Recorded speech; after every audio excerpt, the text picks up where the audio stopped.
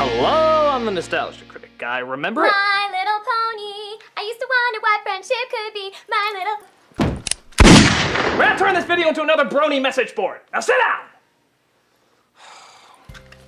If you haven't noticed, I've been roped into babysitting this weekend, all because I owe a certain someone a certain favor. Hey, Mr. Sabub, you almost done? Almost. I'm finalizing the plans for my next movie deal. That's what I get for trading my soul for a good Zod impression.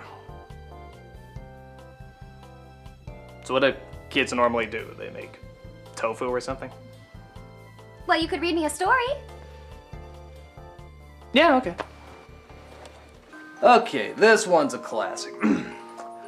We looked, then we saw him. Step in on the mat. We looked, and we saw him. The Cat in the Hat. Wait, why does he look like a cat? Because he's a cat? No, that's not what he looks like. He's supposed to be scary and weird and constantly out of breath. What? And why is it all in rhyme? Well, because it's Dr. Seuss. Everything he does is in rhyme. No, he's only supposed to rhyme once in a while. And where's all the subplots, and in-jokes, and advertisements, and forced morals, and penis innuendos? What the fuck are you talking about? This.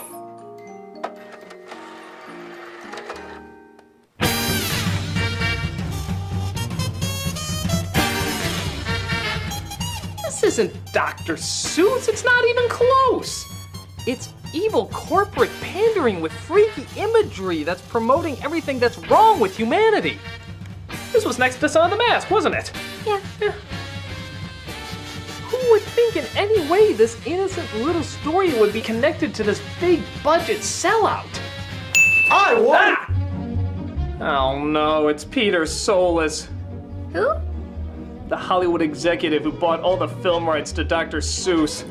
They call him the ass with the cash. I see you're young and impressionable too, so I have a jiggy load of crunk here for you. With modern jokes, adult jokes, and poop jokes galore. References kids won't get, who could ask for more? It's totally boss, and with the in crowd, is there any ponage this funkiness allows? Stop it! Stop it! Stop trying to sound cool! Is my hizzy and a nizzy? Look, you clearly have no idea how people talk, and you clearly have no idea what made Dr. Seuss a great author. Whatever do you mean? Alright, if I can take this chance to enlighten you on how Dr. Seuss is being butchered nowadays, maybe some good can come of this. What do you say, kiddo? You ready to take a trip into some awkward humor? With Mike Myers? Of course. Let us journey into Dr. Seuss's The Cat in the Hat. It's important to note that the director of this movie is Bo Welch, a world-famous production designer on a lot of Tim Burton movies and Barry Sonnenfeld productions. I say this because clearly he's much better at directing the set than he is at directing his actors. Though as you can see, even that can get a little extreme. I feel like I'm at the beginning of a Double Mint gum commercial. Double, double your refreshment. We see the mother works at a hand sanitizer factory, also known as Howie Mandel's candy store, where we see one of the many reoccurring themes in current Dr. Seuss productions, weak suburban commentary. Tonight is our bi-monthly meet and greet party. Tonight's host is Joan Walden. Joan, if your house is as messy as last time... You're fired!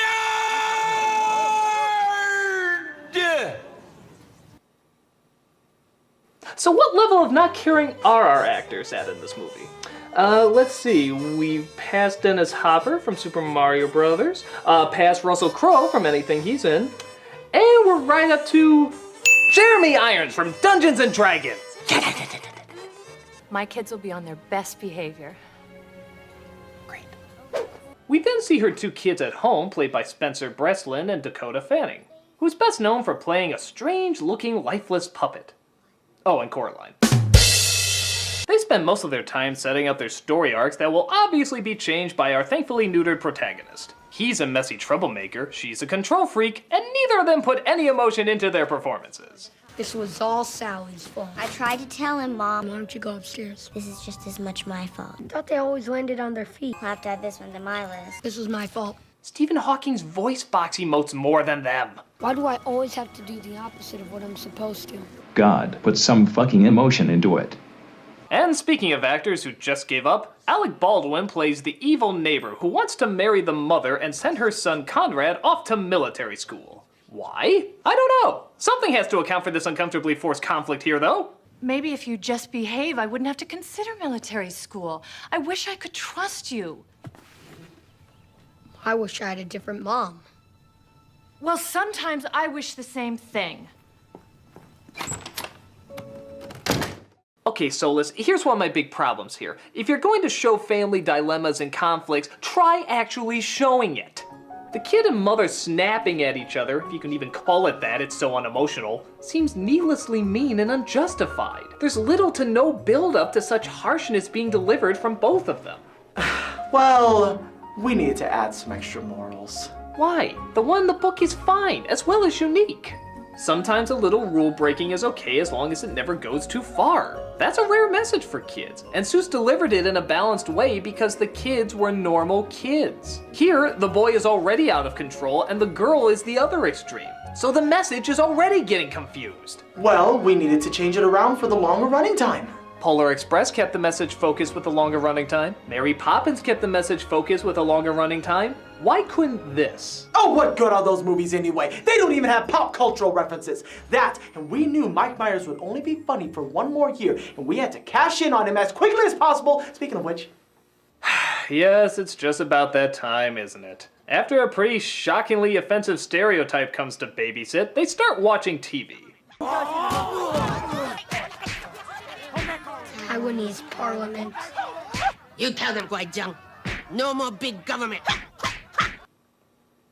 Okay, movie, that was like 5 racist jokes at a time. We're losing track about what qualities we're supposed to not like about them. Am I supposed to hate how they talk different or how they look different? As she falls asleep, we finally get the appearance of our geisha covered in pubes, Mike Myers. That could have gone better. Mr. Critic, is that what happens when Pepe Le Pew makes whoopee with Ronald McDonald? Yes, yes it is. I'm afraid. We all are. No, what are we hiding from? Now, for those who don't remember, there was a time when Mike Myers ruled the fucking world. He was a hit on Saturday Night Live, grew a cult following with Austin Powers, resulting in a monster hit with its sequel, landed another big hit with Shrek, killed as a host of the MTV Movie Awards, and I'm just gonna say it, he may not have been that funny. What?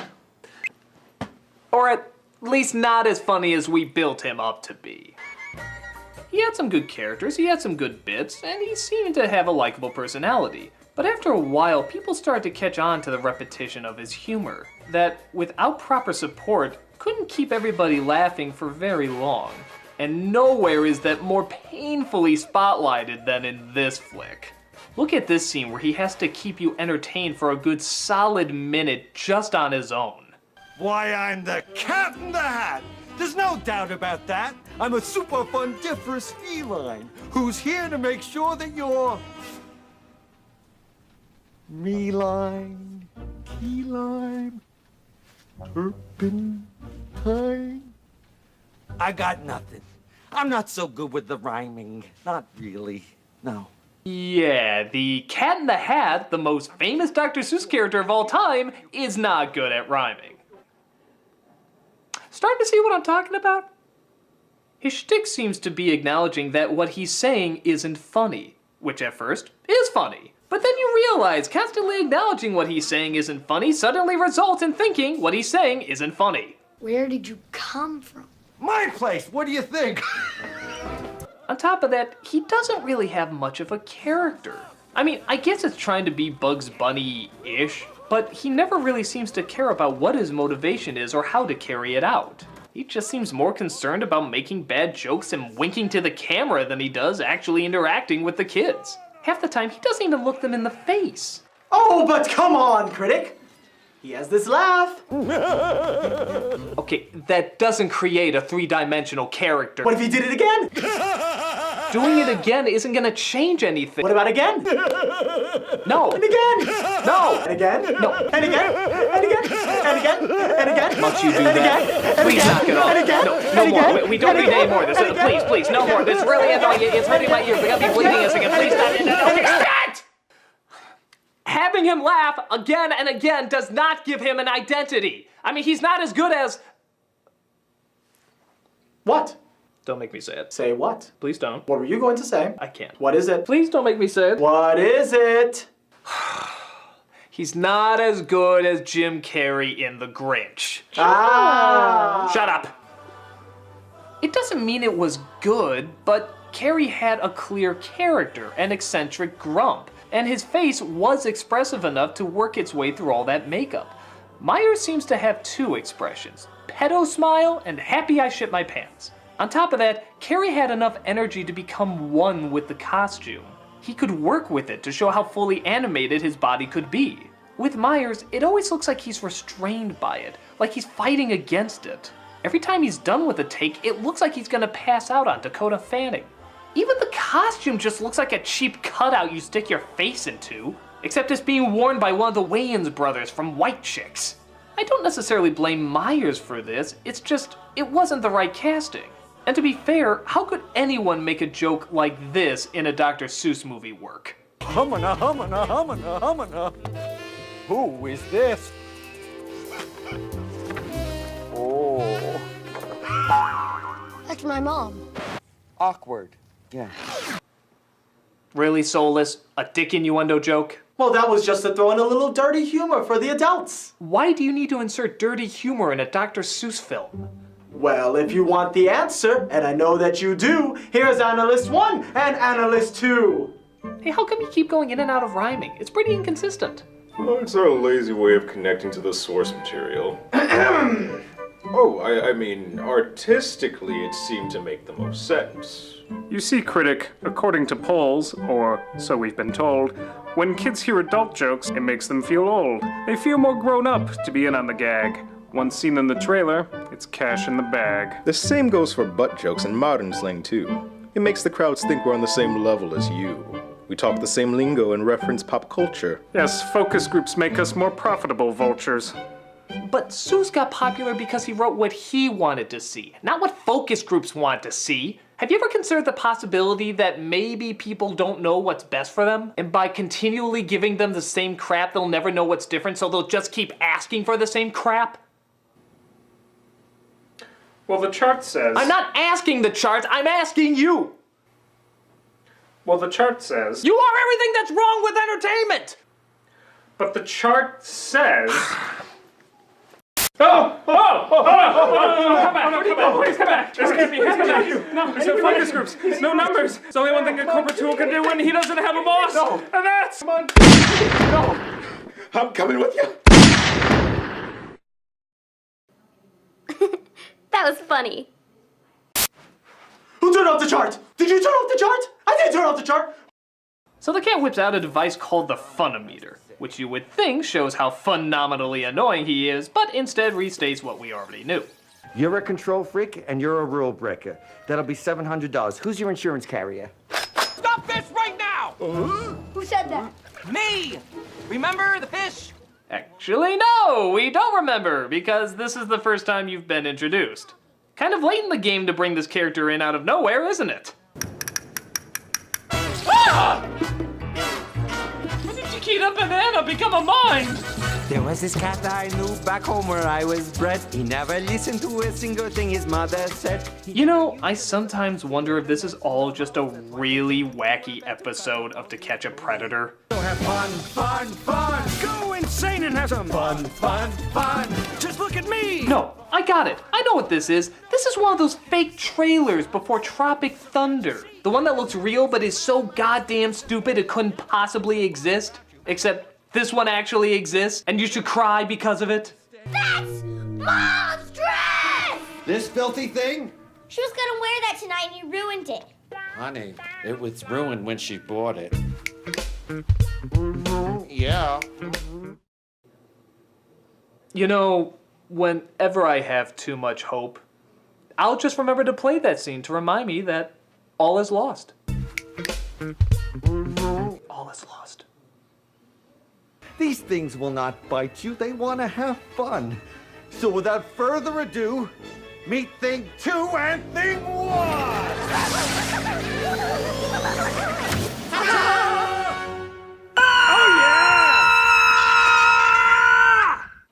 When did Marge Simpson mutate with Alfred E. Newman? Those are hideous!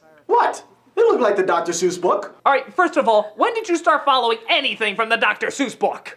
Second, what makes something cute in a drawing doesn't necessarily make it cute in real life. In drawings, you can get away with leaving certain things out, like upper lips per se. They would look like wrinkles if you put them in a drawing, but in real life, it looks fucking scary. The reason Cindy Lou was the only cute character in The Grinch was because she was the only one who was allowed to have an upper lip. Everyone else looks like a demon-possessed hungry hippo. And these two look like the Shining Girls that Bozo the Clown gave them Jaeger bombs. But, uh-oh, the dog gets away and they have to get it back. Time to die. Cat, you scared him away! Dirty hoe. 8. That's 8 times Dr. Seuss rolled in his grave. Cat,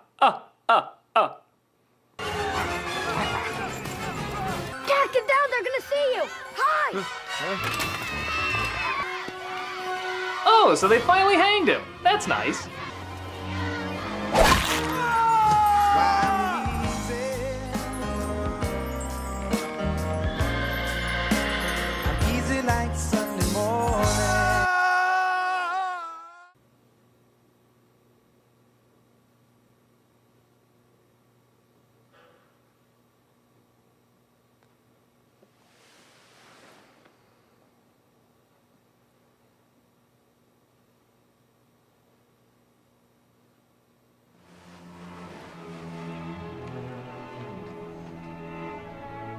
Critic?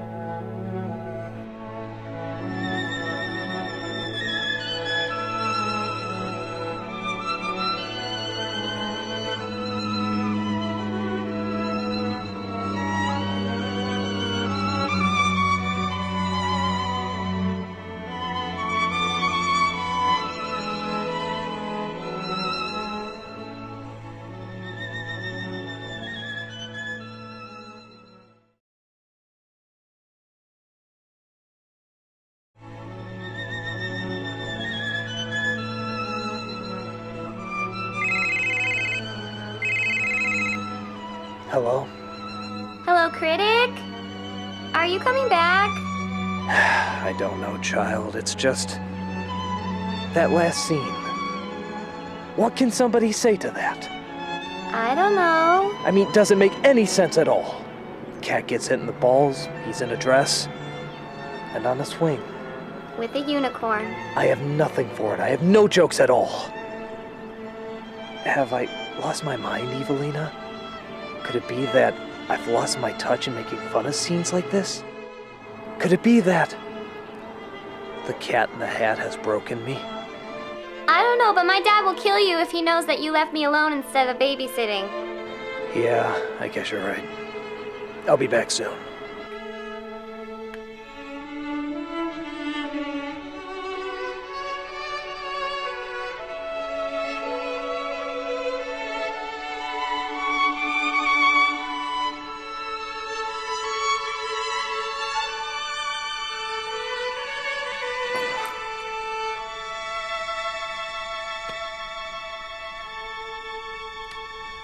So after that scene,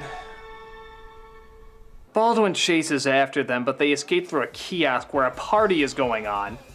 Yeah, that's never explained. In fact, it's forgotten just as quickly as it's discovered.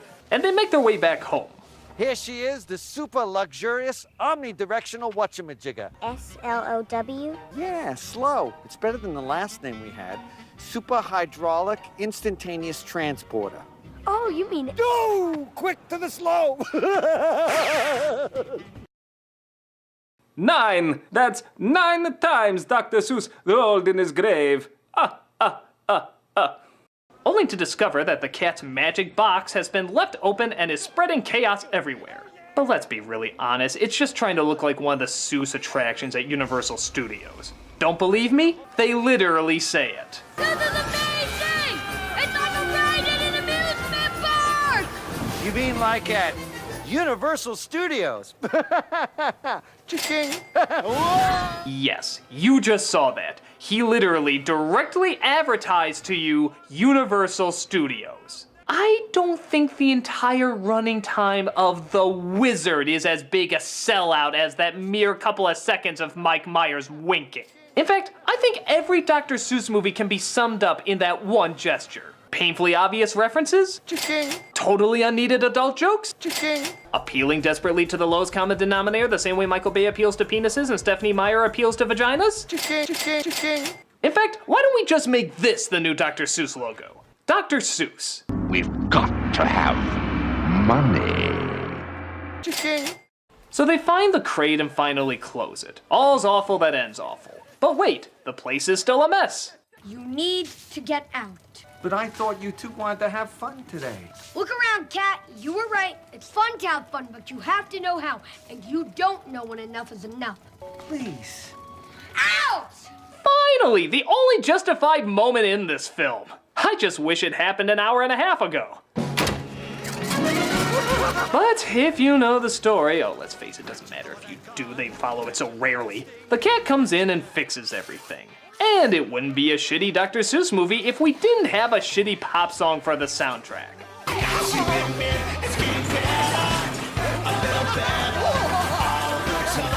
And you're not gonna believe it, but they literally reference that selling point too. We even managed to work in an up-tempo pop tune for the soundtrack. That's important. Oh, for God's sake, Soulless! Why are you being so obvious with how evil you are? Well, it's hip writing fact number 1. If you say you're doing something painful and stupid, it's immediately no longer painful and stupid. Oh, I see. Critic, I'm gonna hit you. Ow! You can't scream. It's no longer painful and stupid. Yes, it is! This whole movie is! Shut up! Even with its dumbass ending of Mom happily returning, Baldwin being dumb, and the party going great. But by having grown-up humor, we make it more adult. By modernizing the dialogue, we make it more timeless. And by changing the source material, we show how much we want to make it even better. No. Every single thing you said, you got backwards. By having grown-up humor, you make it more childish. By modernizing the dialogue, you make it more dated. And by changing the source material, you show how much you don't respect what's already perfect. I'm not gonna act like everything Seuss wrote was a masterpiece, but when he got it right, he got it right. They don't need to be updated. They don't need to be fixed. They don't even really need to have movies made about them. But if you're going to do it, the very least you can do is understand the source material. Well, of course I understand the source material. They're just simple kids' books. No, they're not just simple kids' books. They're stories that we are continuing to read even today. They're stories that we remember years later, even when other stories fade from our memory. They're stories we will never forget, and for good reason. They're stories that helped shape our childhoods through well-thought-out writing, imaginative drawings, and endearing morals. And the idea of this, shaping somebody's childhood, the fact that it even has the same name, just makes me sick to my stomach. Maybe these simple kids' books are far more adult than you give them credit for. And I guarantee that'll show when years later both children and adults will still be reading these simple kids' books, while pandering bullshit like this disappears out of people's consciousness, also for good reason. Good art doesn't come from focus groups and statistics. It comes from people who share how they see things in their own unique way. Critic, I think I like your book better than I like the movie. So do I, kiddo. So do I. No. No, you're wrong! You're all wrong! I'm going to show you all the Seuss movies until you appreciate them! The Grinch with dog butt kissing. No! Horton Hears a Who with anime references. No! The Lorax with Taylor Swift and Zac Efron! Did somebody miss her daddy? How's my little... Hey, I know you. You're that executive that sold his soul to make those horrible Dr. Seuss movies. What? Oh yeah, I rigged it so that each of them would be a hit. No person in their logical mind would willingly go see that shit. That almost rhymes. It's not true. It's simply not true. And now it's time to return the favor. What? Ah! Hey, I know it's not my place or anything, but could I throw in a suggestion torture? Sure, what? You want me to do what with the fork? Buddy, I like the way you think. Oh, well, he gave me a lot to work with. Come, my little house spawn. Enjoy that book. Well, maybe there's some hope after all. I'm the Nostalgia Critic, I remember. Hey! What are you doing with that fork? While others would like to forget.